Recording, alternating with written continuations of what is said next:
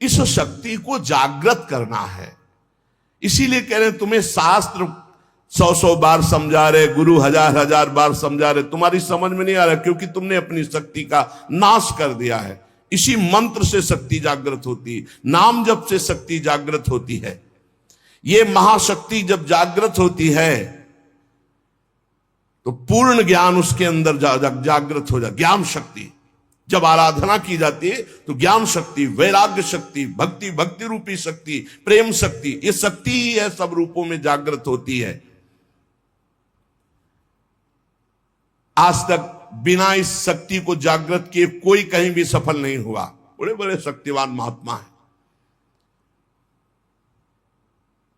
जो शिव, गणेश, राम या हरि इनकी आराधना करते हैं तो सारा कार्य तो शक्ति से ही होता है। हरि अपनी शक्ति से जीव का कल्याण करते हैं, हरि अपनी शक्ति से सहयोग करते हैं, सारा कार्य शक्ति से होता है। वही शक्ति जब रूप धारण करती तो अभी आपको नाम सुनाए, वही विद्या, वही कला, वही लक्ष्मी, वही काली, वही तारा, वही षोडशी, वही अंबा, वही जगदम्बा, वही शक्ति है, वही तुम में विराजमान है। जो उपासक इस शक्ति का गलत भाव से दर्शन करता है वही प्रगट स्त्रियों के रूप में विराजमान है, वही हमारे अंदर हर शक्ति के रूप में विराज। सब शक्ति छीन हो जाती है, व्यभिचारी पुरुष किसी भी शक्ति को धारण नहीं कर सकता। इसलिए शास्त्र आदेश करता है एक क्षण भी कभी दूषित भाव किसी माता बहन के प्रति मत करो। गृहस्थी में हो तो तुम्हारा जो पाणिक ग्रहण संस्कार हुआ बस उतने में केवल सीमित रहो, धर्म की ये रेखा है उसको पार मत करना। जब बुद्धि भ्रष्ट हो जाती है तो वो तामसिक पूजा प्रारंभ करता है, तामसिक आचार करता है जो सीधे नरक ले जाने वाला है। ये तामसिक आराधना करने वाला तामसिक वस्तुओं के द्वारा जब सेवा करता सोचता है कि मैं बहुत बड़ी उपासना कर रहा हूं, मांस अर्पित करना, मदिरा अर्पित करना, इन गंदी वस्तुओं का, तामसिक वस्तुओं का जगत जननी से, शक्ति से कोई संबंध नहीं है। जहां यह बात आती है शक्ति जागृत सबको करना पड़ता है, मंत्र में शक्ति ही विराजमान है। तो शास्त्रों का रहस्य है, शास्त्र आदेश करते हैं कि पशु बलि देनी चाहिए, पशु बलि। तो यहां पशु कौन है? जो इंद्रियों में पशुता है और जो जनेंद्री में पशुता है, इस पशुता की बलि देने की बात कही गई है। जिह्वा का मुख्य कार्य है पवित्र भोजन करना, पर जो अपनी शक्ति को खोकर मनमानी भोजन करते हैं, जनेंद्री का कार्य है मैथुन करना। जो एक सीमा में न रहकर मनमानी व्यभिचार करते हैं, तंत्र शास्त्र कहता है इसकी बलि, ये पशुता है, इस पशुता की बलि दो कि आज से मैं नियम लेता हूं हे जगदम्बा आपके सामने सात्विक आहार करूंगा, कभी असत आहार नहीं करूंगा। आज से मैं गृहस्थ हूं तो अपनी पत्नी से केवल धर्मानुसार संतान उत्पन्न करने के लिए, अन्यथा मैं आजीवन संयम से रहूंगा। ये बलि देने की बात कही गई है। जो काम की लिप्सा है उसका नाश करो। जो स्वाद की, ये दो इंद्रियां बड़ी प्रबल हैं, जनेंद्री और रसेंद्री। परमार्थ में चलने वाले को अपनी दैवी संपदा जागृत करने के लिए इन दो की बलि देना ही पड़ेगा, जबान के स्वाद की और जनेंद्री के भोग की। इस पशु बलि के अतिरिक्त पराशक्ति को कहीं भी ऐसा नहीं लिखा कि अन्य पशुओं की बलि चढ़ाई जाए। जिह्वा पशु की बलि चढ़ाओ, मतलब जिह्वा काटना नहीं है, जिह्वा की रसेंद्री में सात्विक भोग केवल ले जाना है, रजोगुणी तमोगुणी भोजन नहीं पाना है।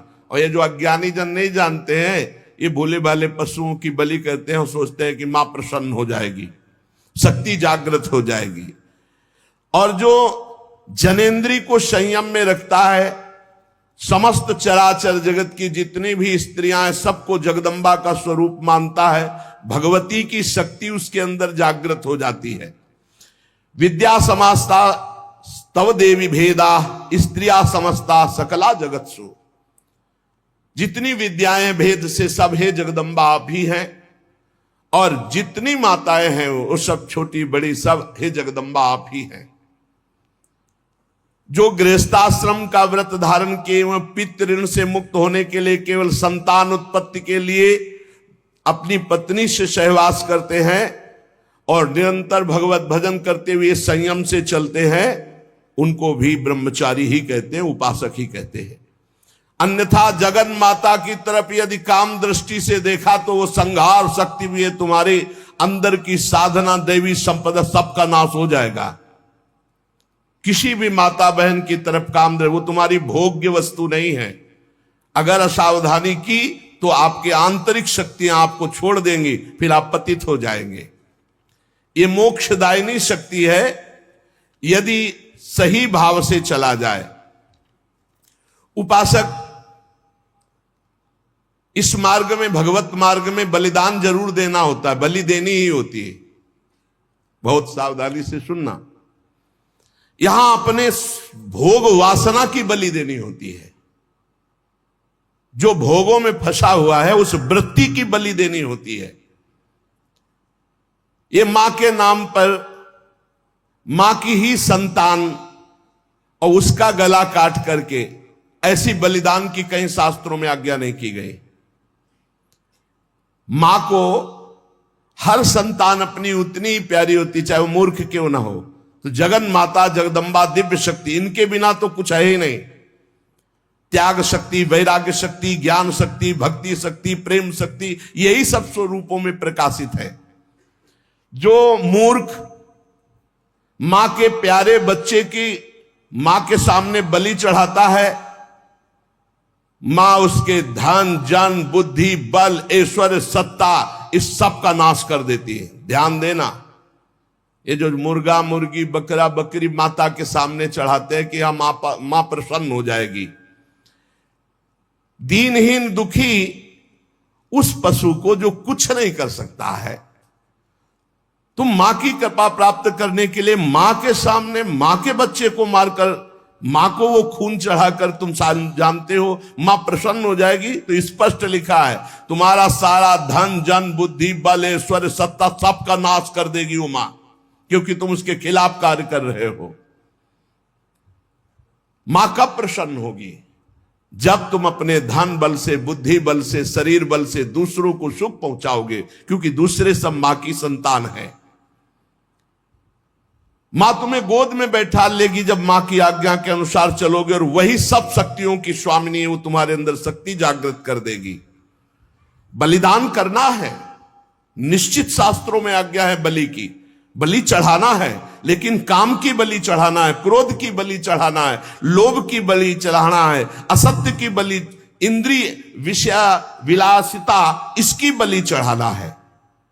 तुम मां से प्रार्थना करो तुम्हारी बुद्धि शुद्ध हो जाए, मां की चरण रज से तुम्हारे अंदर आसुरी भाव उसकी बलि चढ़ जाए। जब तुम प्रेम भाव से मां की आराधना करोगे तो तुम्हें जो परम लाभ मिलेगा वो दिव्य शक्तियां जागृत हो जाती है। और जब मां से विपरीत भाव किया जाता है, मां को भोग्य भाव से देखोगे, इससे बड़ा विपरीत भाव क्या है? ये सब मां ही तो है विविध रूपों में, जननी ही शक्ति तो है। फिर कोई ये प्रश्न कर सकता है, बड़ा सुंदर है, कि मां के हाथ में नरमुंडों की माला है और मां जिह्वा में रक्त लगाए हुए है, तो अगर मां को अगर बलि पसंद नहीं तो क्यों काटा? महिषासुर को मारा, चंडमुंड, रक्त बीज, बहुत से शुंभ निशुंभ बहुतों को काट काट के ढेर लगा दिया। क्या वो मां के पुत्र नहीं थे क्या? आप हमें बलि के लिए निषेध कर रहे हैं, तो क्या मां को खून नहीं प्यारा? तो कह रहे वो मां के बच्चे नहीं हैं, हम ऐसा नहीं कहते, वो मां के बच्चे हैं, पर वो मां से ही भोग करने की भावना रख रहे थे और मां के उन सीधे साधे दुर्बल बच्चों की हिंसा कर रहे थे। तो अगर एक बच्चा ऐसा हो जाए कि पूरे परिवार को काट रहा है तो मां स्वयं काट देगी। वो अपने दुलार को एक तरफ रख के उसको काट देगी। पूरे विश्व की रक्षा के लिए इन राक्षस रूपी पुत्रों की मां ने स्वयं हत्या की और उन्हीं की प्यार से मुंडों की माला धारण की, जो पूरे चराचर जगत का विनाश कर रहे थे। पूरे चराचर जगत को कष्ट दे जो बालक, तो मां समर्थ होते हुए कैसे बर्दाश्त कर सकती है। इसलिए निरपराध ये बकरा, ये मुर्गा किसी को कष्ट नहीं दे रहे। अगर तुम्हें बलि चढ़ानी है तो अपने काम, क्रोध, लोभ, मोह, मद, मत्सर की इनकी बलि चढ़ाओ, अपनी वासनाओं की बलि चढ़ाओ, अपनी जिह्वा रसेंद्री की बलि चढ़ाओ कि हम ऐसे गलत भोजन नहीं करेंगे। जनेंद्री, हम किसी माता की तरफ कभी हम गंदी दृष्टि नहीं रखेंगे, सब में भगवत भाव रखेंगे। जो इन सीधे साधे पशु पक्षियों की बलि चढ़ाता है तो भगवती फिर उनका विनाश दूसरे रूप में करती है। इसलिए उपासक किसी भी तरह से कोई आसुरी प्रवृत्ति वाली उपासना न स्वीकार करे, कोई आसुरी प्रवृत्ति वाले आचरण न करे। किसी भी शक्ति को मंजूर नहीं। शक्ति सबको चाहिए, चाहे किसी भी मार्ग में चलने वाला हो, शक्ति सबके अंदर जागृत होती, बिना शक्ति के एक कदम नहीं चल सकता। पशु बल, मानव बल, असुर बल, देव बल, ये ईश्वरी शक्ति के आगे नहीं, सब ईश्वरी शक्ति के अंतर्गत है। जब पशु बल बढ़ता है तो यही शक्ति जागृत होकर उसका नाश करती है। जब मानव बल बढ़ता है आसुरी प्रवृत्ति से तो यही शक्ति उसका नाश करती है। जब असुर बल बढ़ता है तो यही शक्ति नाश करती है। जब देव बल बढ़ता है और असुर भाव को प्राप्त होता है तो उसका भी विनाश यही शक्ति करती है। महिषासुर विशाल पशु बल, तो भगवान की शक्ति ने महान दुर्गा रूप धारण करके काट के फेंक दिया महिषासुर को। मानव बल जैसे कौरवों में बढ़ा, मानव बल जैसे बाणासुर में बढ़ा, मानव बल शास्त्राबाहु अर्जुन में बढ़ा, परशुराम की शक्ति ने काट के फेंक दिया। श्री कृष्ण शक्ति ने बाणासुर को सीमित कर दिया। श्री कृष्ण शक्ति ने कौरवों का विनाश कर दिया। मानव बल, जब अपनी मर्यादा से कोई बल बढ़ता है तो भगवान की दिव्य शक्ति उसका शासन करती है। जैसे रावण का असुर बल बढ़ा, भगवान ने रान को कुल रोवनिहारा। जब इंद्र देवता का दैव बल बढ़ा तो गिरिराज जी उठाकर सारा बल उनका चूर कर दिया, घमंड चूर कर दिया कि मैं देवराज हूं। ईश्वरी शक्ति चारों तरफ से आपको घेरे हुए है। आप साधारण नहीं हैं, आप भगवान के अंश हैं। आप मर्यादा से चलेंगे, आप सत्य मार्ग में चलेंगे तो आपके अंदर ईश्वरी शक्ति जागृत होगी, और असत्य मार्ग में तो वही ईश्वरी शक्ति आपका विनाश कर देगी, ऐसी जगह ले जाएगी कि आपका नाश हो जाएगा। इसलिए आप अपनी शक्ति का जागरण करें, ना कि अपना नाश अपनी ही शक्ति से करवावे। यही बुद्धि शक्ति, या देवी सर्वभूतेषु बुद्धि रूपेण संस्थिता नमस्तस्यै नमस्तस्यै नमस्तस्यै नमो नमः। यही दैवी शक्ति आपको गलत सलाह दे देगी। जब आप गलत आचरण में जाओगे, अधर्माचरण करोगे, तो बुरी दशा आने के पहले बुद्धि बदली जाती है। जाका विधना दारुण दुख दीन, ताकि मति पहले हर लीन। मति माने बुद्धि का अपहरण हुआ, जीव का नाश हो गया। इसलिए श्रीपाद प्रबोधानंद जी कह रहे, तुम्हारे अंदर शक्ति है कोटिभीर्ण। शास्त्र गुरु करोड़ों करोड़ों बार समझा रहे, तुम्हारी समझ में नहीं आ रहा। तुम खलु लोक निंदा सतई, 100 बार तुम्हारी निंदा हो रही, ऐसे आचरण करते हो, फिर भी तुम्हारी समझ में नहीं आ रहा। महानदृष्टि भीर नहीं विपत्ति सौखेर नहीं। अब महाविपत्ति आने वाली है, अब क्या करोगे? क्योंकि जो तुमने कर्म किया वो तुम्हें भोगने पड़ेंगे।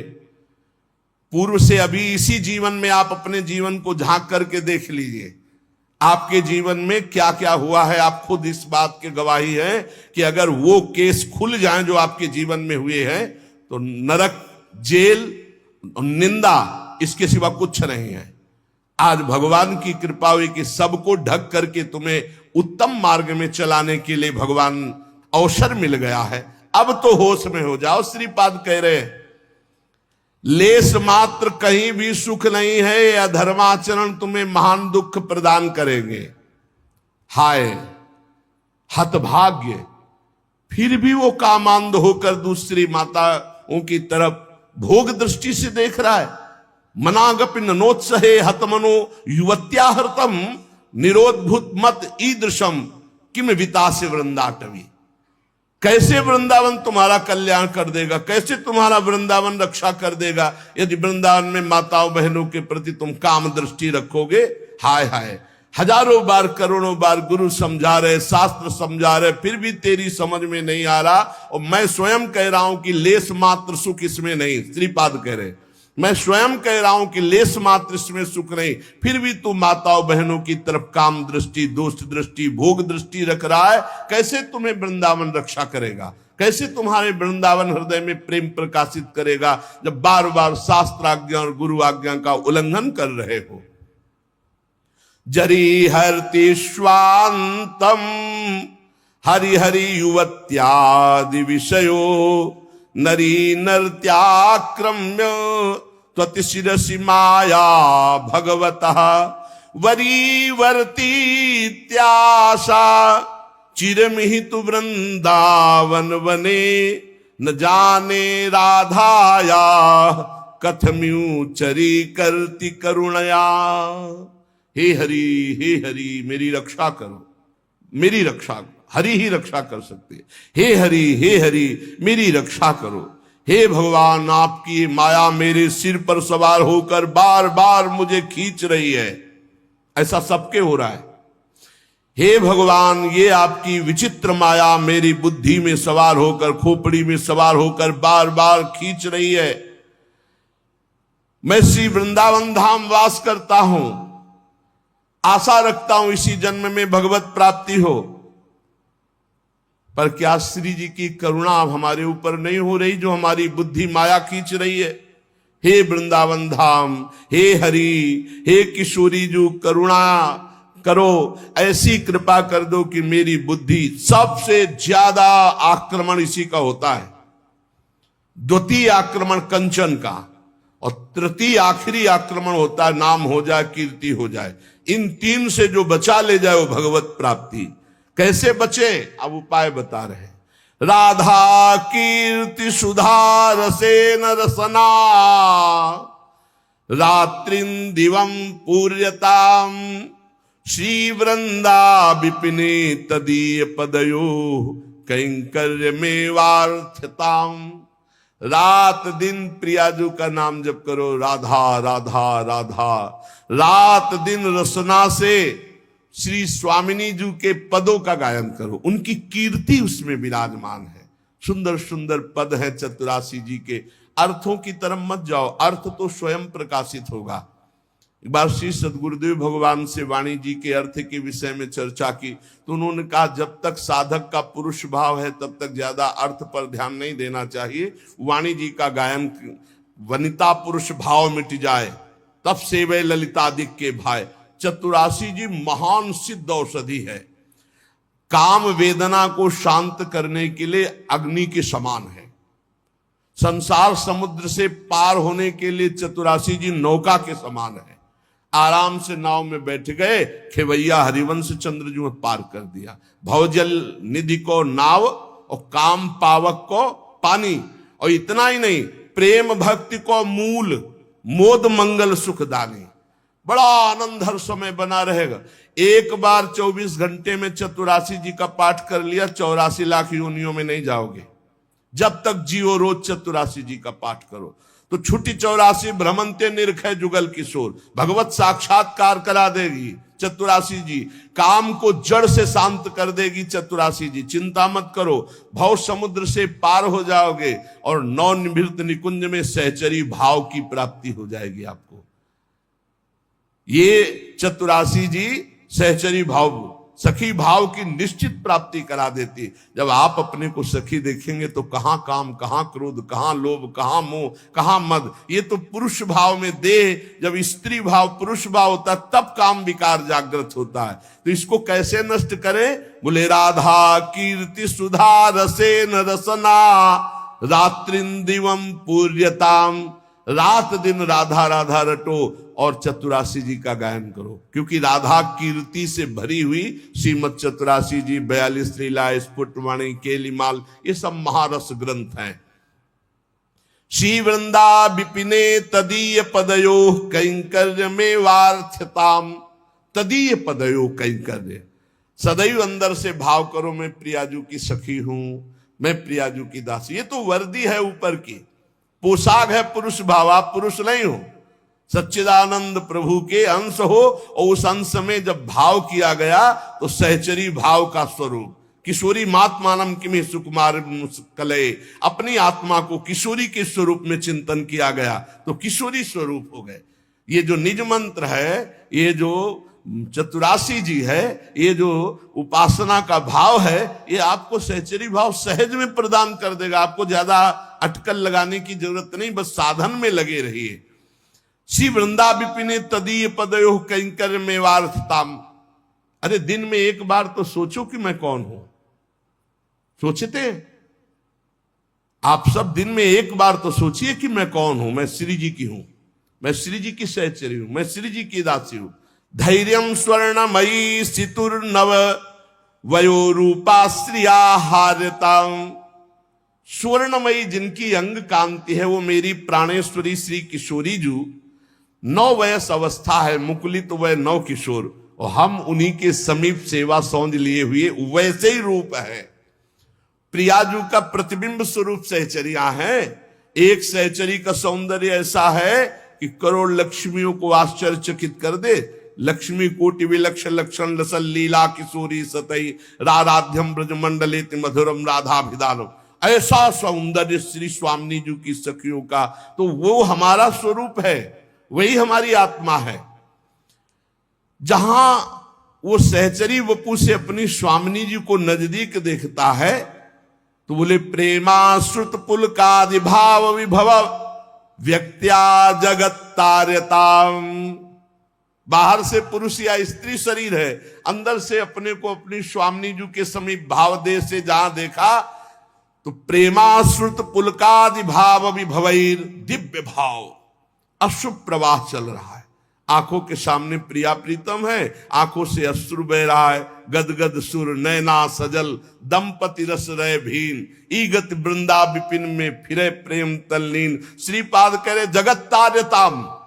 वह महापुरुष संपूर्ण जगत को परम पद दिलाने की सामर्थ्य रखता है, जो प्रियाजू के समीप हर समय अपने भाव दे से रहता है। अशुभ प्रवाह हो रहा है, पुलकित हो रहा है, गदगद कंठ से उनकी कीर्ति का गान कर रहा है। सातरत सा लोकान तारयति अतिरस विवशम किशोर युग्मम द्रुत नव कांचन नील रत्न रोचि।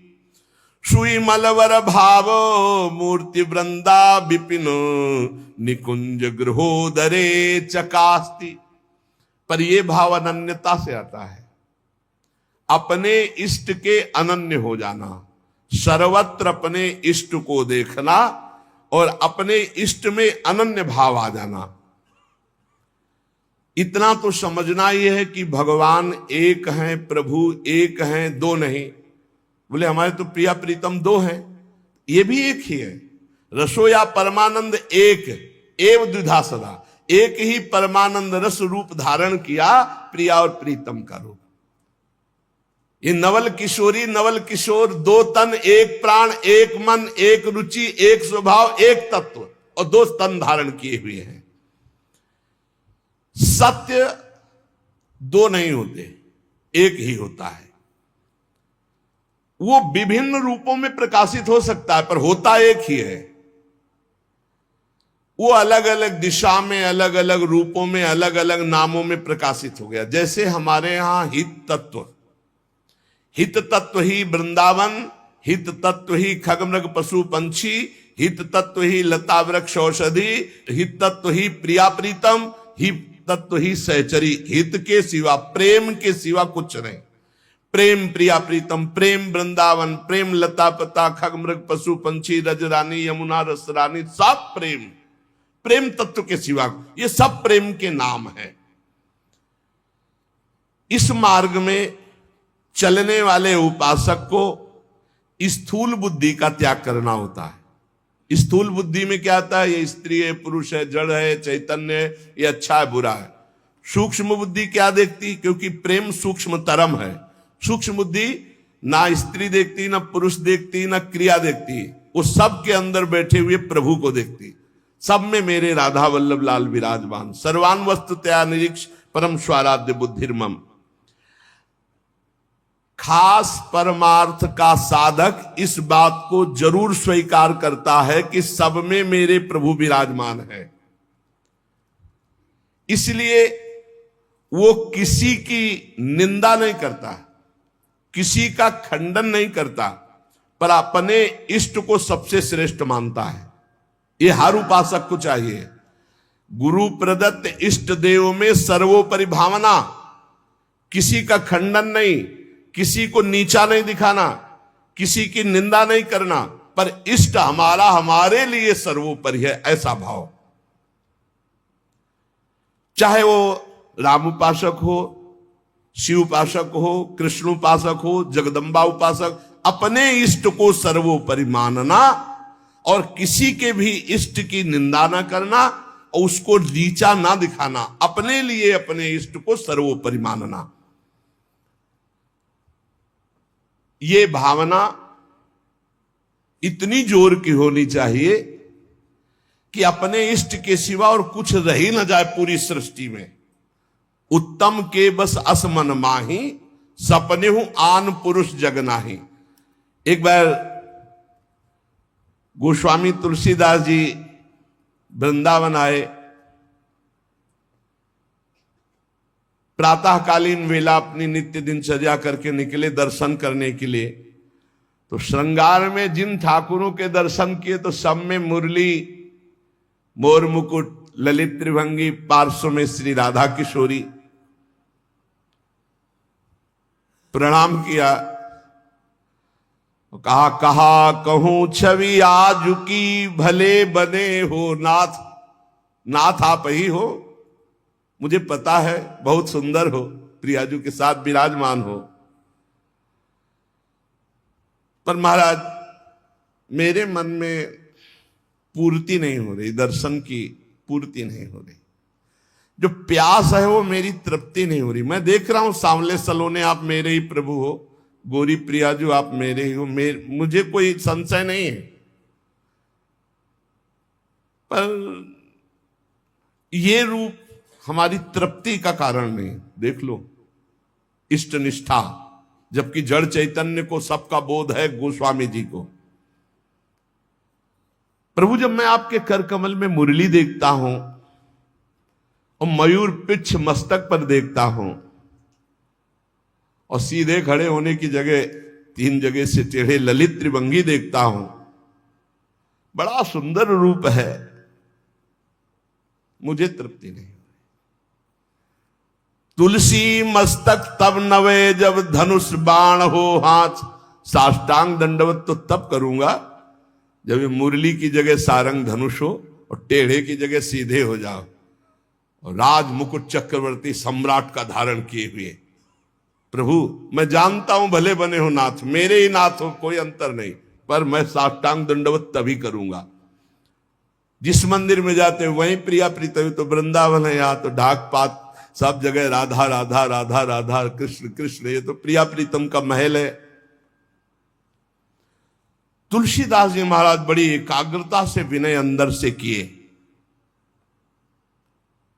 फिर जब देखा एक क्षण में वही भगवान, मुरली अंतर ध्यान हो गई, हाथ सीधे हो गए उसी छवि में, और सारंग धनुष, राज मुकुट और प्रियाजू सियाजू। मुरली मुकुट दुराय के नाथ भय रघुनाथ, तत्काल सियाराम को साष्टांग दंडवत की जय जय प्रभु जय। इतने बड़े महापुरुष ने यह सिद्धांत स्थापित किया, यद्यपि प्रभु आप ही हो, कहा कहूं छवि आज की, भले बने हो नाथ, पर तुलसी मस्तक तब नवे जब धनुष बाण हो हाथ। ऐसे अपने इष्ट देव की निष्ठा होनी चाहिए।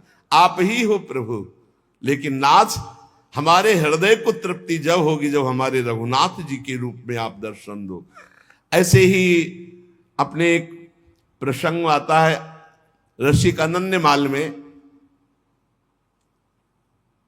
हरिदास जी उनका नाम, शायद हरिदास तुलाधार नाम था, जो जगन्नाथ जी के संतों के दर्शन के लिए यात्रा कर रहे थे तो रास्ते में देखा एक गाय पर आक्रमण किया सिंह ने।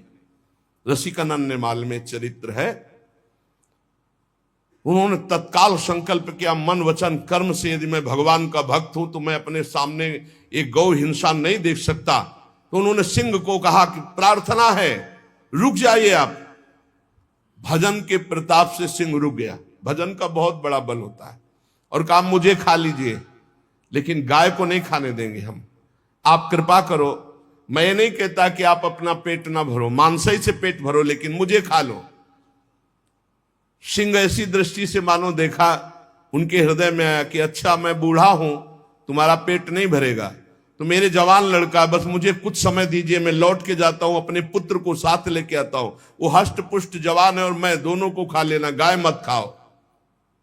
भजन का बड़ा प्रभाव होता है। सिंह शांत हो गया, वो लौट के आया, अपने पुत्र से कहा मैं वचन दे के आया हूं सिंह को, वो गाय को खा रहा था, अब आप चलो और हम दोनों को वो खाएगा, उसका पेट भर जाएगा। ये देखो धर्मात्मा पुरुष की संतानों, उनका पहली बात तो पिता आज्ञा का पालन होगा और दूसरी बात गौ रक्षा के लिए हमारे प्राण जाएंगे। आज हमारा जन्म धारण करना सार्थक हो गया और पिताजी चलो आगे आगे वो चलने लगा। जब वहां पहुंचे, प्रार्थना की, बिल्कुल वैसे सिंह बैठा था, गाय जा चुकी थी। प्रार्थना की मुझे खा लो और मेरे बेटे को खा लो। बड़ी जोर से गुर्राया सिंह, दहाड़ा, आंख मूंद के बैठ गए। थोड़ी देर देखा कि आक्रमण ही नहीं हुआ, तो जब देखा तो शंख चक्र पद्म गदा धारण की हुई भगवान नारायण। तो उनका अच्छा परीक्षा ली जा रही थी। प्रणाम किया और कहा प्रभु आप, और उदास हो गए। तो उनका तुम प्रसन्न होते हुए भी उदास कैसे हो गए? बोले प्रभु मेरे नेत्रों को बान पड़ गई है, निकष कुंज ठाढ़े भये, हरिवंश महाप्रभु के शिष्य थे। निकष कुंज ठाढ़े भये, भुजा परस्पर अंश, श्री राधा वल्लभ मुख कमल निरख नयन हरिवंश। मैं जानता हूं मेरे ही प्रभु पर मुझे प्रसन्नता नहीं। अगर मुझे प्रभु प्रसन्नता देना चाहते हो तो उसे, वहां तत्काल जो शंख चक्र गदा पद्म धारण की हुई भगवान नारायण थे, अंतर ध्यान हो गए। वही तत्व है ना, तत्काल प्रिया प्रीतम के रूप में नेत्र शिर आ गए। एक प्रसंग आता है प्रियालाल ब्रज लीला के अंतर्गत, एकांतिक कोई वार्ता करना चाहते थे समस्त गोपी मंडल के मध्य में, तो अंतर्धान हो गए। पूज्य भाई जी से हनुमान प्रसाद पोद्दार जी ने लिखा है। अब सांकेतिक कुंज में जाकर लालजू विराजमान हो गए। प्रियाजू दूसरे मार्ग से उधर चली और गोपीजन दूसरे मार्ग से। गोपीजन वहां शीघ्र पहुंच गई और देखा लालजू ने कि गोपियां आ गई। अब क्या करे, तो दो भुजा बढ़ा ली। भाई जी ने लिखा ब्रज लीला के अंतर्गत वही श्याम सुंदर है, पर दो भुजा बढ़ने का नजदीक गए, बस नेत्रों से प्रणाम किया और कहा हे भगवान नारायण हम पर कृपा करो, हमारे प्रीतम श्याम सुंदर मिल जाए, और आगे बढ़ गई। दो भुजा बढ़ा लेने से कोई प्रियता नहीं किसी गोपी के हृदय में। पर जब लाडली जो उस कुंज में प्रवेश किए तो महाराज कोशिश करते रहे कि दो भुजा रख ले, लेकिन अंतर्धान महामाधुर्य रस प्रवाहिनी श्री स्वामिनी जी की दृष्टि, बस मुरली मनोहर द्विभुज। तो यहां अनन्यता, उपासक में जितनी अनन्यता आ जाएगी उतने इष्ट देव की समीपता का उसे अनुभव होने लगेगा। अब इस अनन्यता को हम कैसे प्राप्त करें, तो कह रहे नाम जप के द्वारा। भगवान नाम जप में इतनी सामर्थ्य है कि अन्य अन्य आश्रय, अन्य अन्य जगह जो गया हुआ मन है वो लौटकर अपने इष्ट में अनन्य हो जाएगा। भाई जी महाराज साधन बता रहे हैं, नाम जप, सब कुछ इसी से प्राप्त हो जाएगा, विश्वास कर लीजिए। तो लोग पूछते हैं कौन सा नाम जप करें, तो पहली बात है कि जो आपके गुरु ने नाम दिया है वो नाम जप करो। यदि आपने गुरु नहीं बनाया तो जो नाम आपको भगवान का प्रिय हो, गोपाल शास्त्र नाम में 1000 नाम है, विष्णु शास्त्र नाम में 1000 नाम है, राम कृष्ण हरि शिव, जो नाम आपको प्रिय हो नाम जप करो।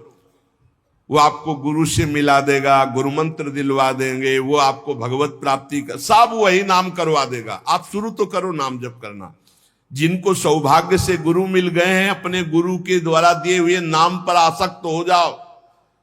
और मन का एक स्वभाव है, ये बगल में कुछ लेके चलने का स्वभाव है, गुरु से हटकर कुछ लेके चलने का। ये स्तोत्र ले लें, ये नाम ले लें, ये इसका स्वभाव है। इसी स्वभाव को हटाना है। गुरु ने कहा राम तो राम, गुरु ने कहा राधा तो राधा जीवन, उसी से आप देख लेना सब कुछ प्राप्त हो जाएगा।